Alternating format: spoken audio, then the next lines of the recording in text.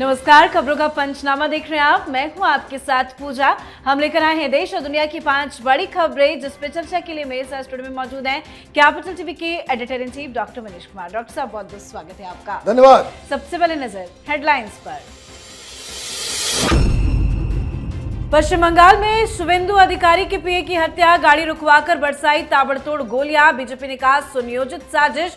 शुवेंदु अधिकारी का टीएमसी पर बड़ा आरोप। अर्जुन सिंह बोले हत्या के पीछे अभिषेक बनर्जी का हाथ, जांच तेजी से जारी। बंगाल में हार के बाद टीएमसी में बड़ी बगावत। ममता की बैठक में नहीं पहुंचे कई विधायकों की गैर मौजूदगी से सियासत तेज।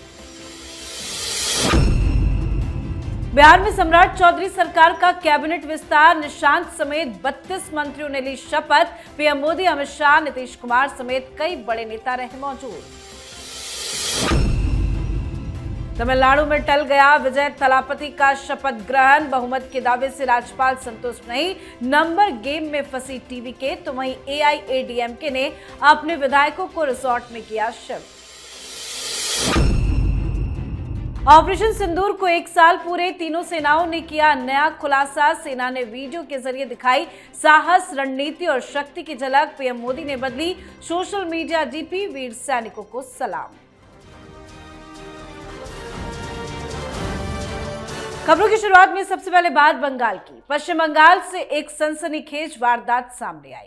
शुवेंदु अधिकारी के पर्सनल असिस्टेंट चंद्रनाथ रथ की गोली मारकर हत्या कर दी गई है। इस घटना के बाद पूरे इलाके में हड़कंप मचा हुआ है। ये घटना नॉर्थ 24 परगना जिले के मध्यम ग्राम के डोहरिया मोड़ पर हुई। उस समय चंद्रनाथ रथ अपनी गाड़ी में मौजूद थे और अपने घर के पास ही थे।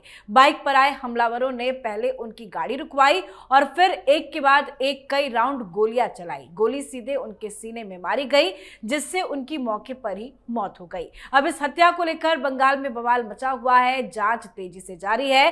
अर्जुन सिंह ने कहा है कि अभिषेक बनर्जी ने यह हत्या करवाई है। वो एक संदेश देना चाहते हैं कि हम सरकार में भले ना हो, लेकिन हम तुम्हारे ऊपर भारी है।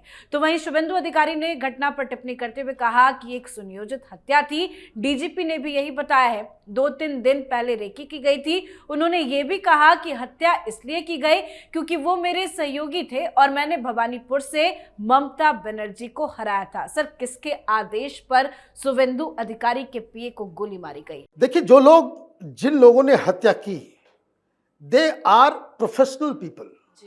दे किल फॉर मनी। और इतनी बड़ी हत्या की सुपारी किसने दी होगी?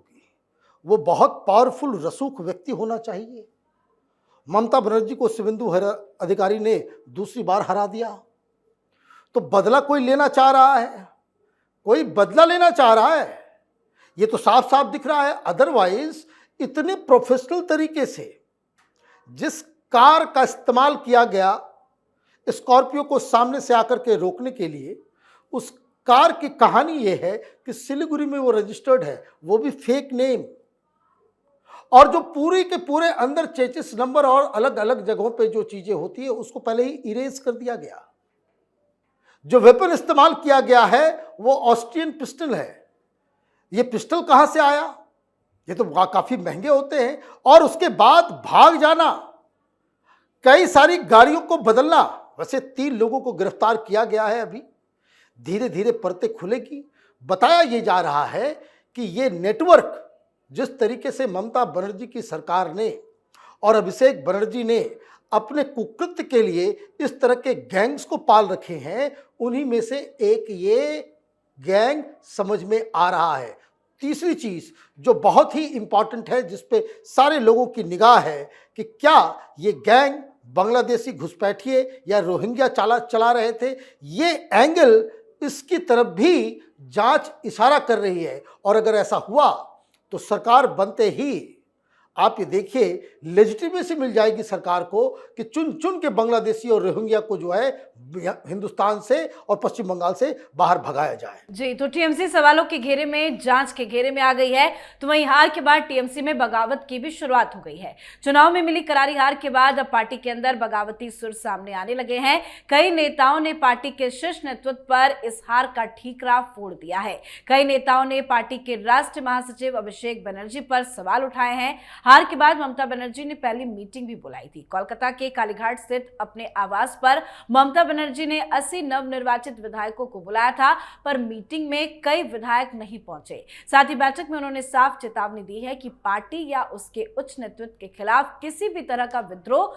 या असंतोष बर्दाश्त नहीं किया जाएगा। सर, आखिर कहां गए विधायक, क्यों नहीं पहुंचे मीटिंग में? देखिए, जब ममता बनर्जी और अभिषेक बनर्जी यही कह रही है मीटिंग के अंदर कि कोई भी असंतोष बर्दाश्त नहीं किया जाएगा, पार्टी लीडरशिप के खिलाफ कोई बयान देगा वो बर्दाश्त नहीं किया जाएगा, ये बयान देने का मतलब क्या है कि ऑलरेडी असंतोष है, ऑलरेडी बगावत है, ऑलरेडी लोग इनके खिलाफ बोलना शुरू कर चुके हैं और आप मीटिंग बुलाते हैं इतने दिनों बाद। ये तो पहले दिन ही हो जाना चाहिए। अब मीटिंग बुलाते हैं, उसमें से भी सब नहीं आते, सब लोग गायब हैं आधा से ज्यादा। मतलब ये हुआ कि ममता बनर्जी, अभिषेक बनर्जी के ऊपर लोगों का विश्वास ही उठ गया। और दूसरी सबसे अहम चीज, अंदर विश्वासघात को लेकर के, सबटाज को लेकर के, पार्टी के अलग अलग नेताओं को लेकर के वहां भयंकर युद्ध हुआ, भयंकर झगड़ा हुआ, जिसके बाद ममता बनर्जी ने कहा कि अभिषेक बनर्जी और 3-4 लोगों के नाम बता करके कि ये लोग इस तरह के तमाम कंप्लेंट के ऊपर जांच करेंगे कि किसने पार्टी में रह करके पार्टी के साथ गद्दारी की। तो ये गद्दारी सिंड्रोम से टीएमसी तो बाकायदा जूझ ही रही है। लेकिन बड़ा फनी चीज़ ये हुआ कि वहाँ सारे लोगों से खड़ा होकर के हाथ ऊपर करा करके बाकायदा स्टैंडिंग ओवेशन दिलाया गया। किसको? अभिषेक बनर्जी को। कि बहुत ही शानदार काम आपने किया, बहुत ही शानदार कैंपेन आपने जो है लीड किया। और उसके बाद जब जाने लगे सब लोग, तो वो बांग्लादेश, पश्चिम बंगाल में कहते हैं सौंदेश, मैंने आप ये समझिए यूपी बिहार और हिंदी भाषी क्षेत्र में पेड़ा थमा दिया गया और सब लोग लेकर के चले गए। और बाहर निकलते ही मीडिया वालों से ये कह रहे हैं कि ये पार्टी अब खत्म हो गई है, अब इस पार्टी में कुछ नहीं बचा। जी, अब बात करते हैं बिहार की। बिहार के नए नवेले मुख्यमंत्री सम्राट चौधरी के मंत्रिमंडल का विस्तार हो गया है। मंत्रिमंडल का विस्तार पटना के ऐतिहासिक गांधी मैदान में आयोजित हुआ, जिसमें पीएम मोदी, अमित शाह, राष्ट्रीय अध्यक्ष नितिन नवीन, पूर्व मुख्यमंत्री नीतीश कुमार सहित एनडीए के कई प्रमुख नेता और केंद्रीय मंत्री शामिल हुए। मंत्रिमंडल में 32 मंत्रियों ने शपथ ली है। इसमें बीजेपी कोटे से 15 और जेडीयू कोटे से 13 नेताओं को मंत्रिमंडल में शामिल किया गया है। इसके अलावा सहयोगी दलों के नेताओं को भी जगह दी गई है। नए मंत्रिमंडल में कई नए चेहरों को मौका मिला है, जबकि सामाजिक और राजनीतिक संतुलन साधने पर भी विशेष जोर दिया गया है। नीतीश कुमार के बेटे निशांत कुमार और पूर्व उप मुख्यमंत्री विजय कुमार सिन्हा के अलावा पूर्व मंत्री श्रवण कुमार और अशोक चौधरी को भी सम्राट चौधरी मंत्रिमंडल में शामिल किया गया है। हालांकि 32 की लिस्ट है, लेकिन सबसे ज्यादा चर्चा नीतीश कुमार के बेटे की ही क्यों हो रही है? देखिए, बेटे की इसलिए हो रही है कि नीतीश कुमार हमेशा वंशवाद के खिलाफ रहे और उनके एक तरीके से रिटायरमेंट के बाद उनके बेटे को जगह दी गई है, इसलिए चर्चा हो रही है। क्योंकि जेडीयू पार्टी नीतीश कुमार के नाम से जानी जाती थी, अचानक से उनके बेटे अगर उसमें नहीं होंगे तो एक थोड़ी लेजिटिमेसी की समस्या होगी। हालांकि अब वो कैसा काम करेंगे नहीं करेंगे, उनके एडवाइजर्स कौन है, ये तो आगे आने वाली चीज़ है। लेकिन नीतीश कुमार के ऊपर ये दाग लगेगा कि भाई आप जाते जाते परिवारवाद की जो है आपने नींव तो रख दी। खैर, नई सरकार बनी है, प्रधानमंत्री वहाँ थे। भारतीय जनता पार्टी के लिए बड़ा अच्छा दिन है कि आप देखिए 3-3 जगह पे आप जो है शपथ ले रहे हो। बंगाल में भी शपथ होगा, असम में भी होगा, बिहार में भी आज आप जो है आपके मुख्यमंत्री बन गए पहली बार। अब सवाल ये है कि बिहार को आप क्या देंगे? कई सारे कुछ 3-4 पुराने मंत्रियों को जो है हटाया गया है, नए लोगों को रखा गया है। अब प्रधानमंत्री मोदी और केंद्र सरकार की तरफ से चल रही योजनाओं का बिहार में किस तरीके से जमीन पे लागू से किया जाएगा, ये बहुत बड़ी चुनौती होगी। वैसे मैं आपको बता दूं, बिहार की सरकार इस वक्त कंगाली की हालत में है, पैसे नहीं है और इसलिए बिहार में अगर विकास लाने की आवश्यकता है, अगर वहाँ की सरकार बिहार में विकास लाने में इच्छुक है, तो उनको आउट ऑफ द बॉक्स जाकर के योजनाएं बनानी होंगी, इन्वेस्टमेंट अट्रैक्ट करना होगा और कई सारे नए काम अगर ये पुराने ढर्रे पे ही गवर्नेंस करते रहे तो फिर बिहार में विकास तो छोड़िए, जो स्थिति अभी है उससे बद से बदतर होती चली जाएगी। जी, तो बिहार में सम्राट सरकार मजबूत हो गई है, तो वहीं तमिलनाडु में होने वाला विजय का शपथ ग्रहण समारोह टल गया है। दरअसल थलापति विजय सरकार बनाने के लिए जरूरी समर्थन नहीं जुटा पाए।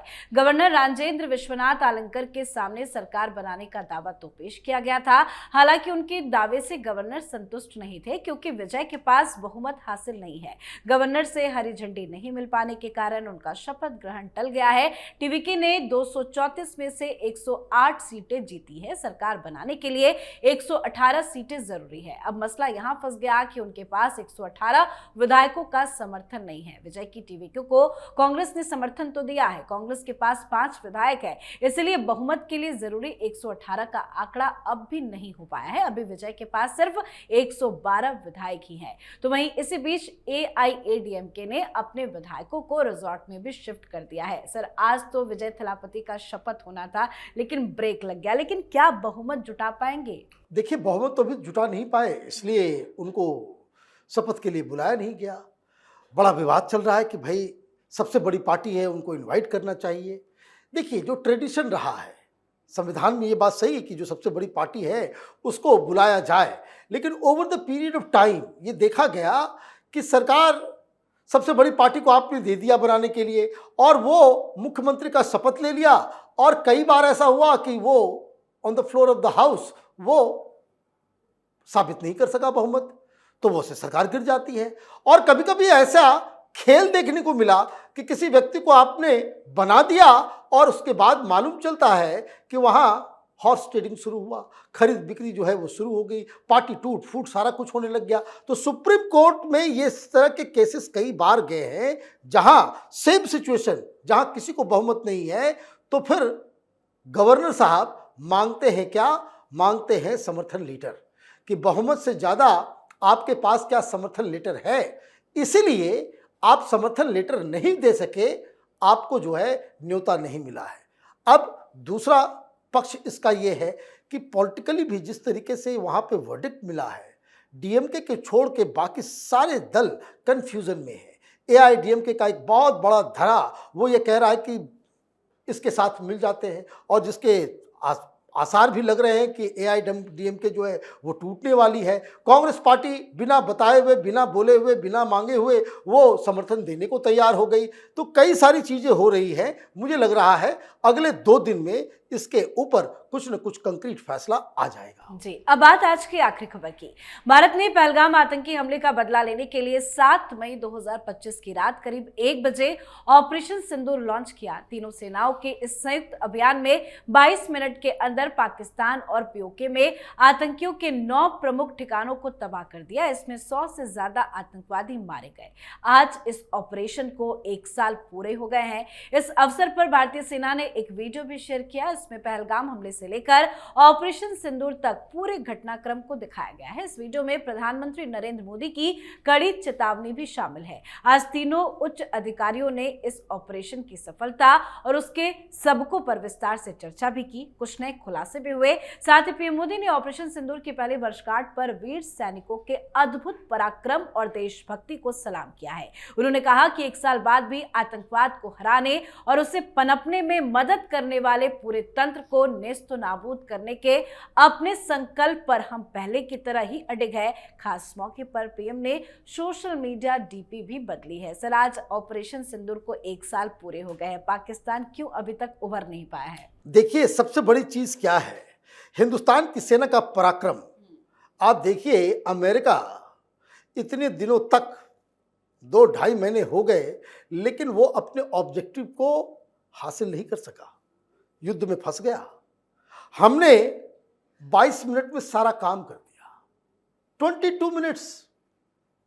और जो हमने टारगेट्स रखे थे, चाहे वो पाकिस्तान के एयरफोर्स के एयर बेसिस हों, 11 एयर बेसिस हमने तबाह बर्बाद कर दिए। दुनिया के तमाम एक्सपर्ट्स जो स्ट्रेटजिक और वॉर और डिफेंस के कवर करते हैं, डोनाल्ड ट्रंप को छोड़ के, सारे लोग कह रहे हैं कि 10 से ज़्यादा एयरक्राफ्ट इंक्लूडिंग 2 आवास सिस्टम पाकिस्तान का हमने उड़ा दिया।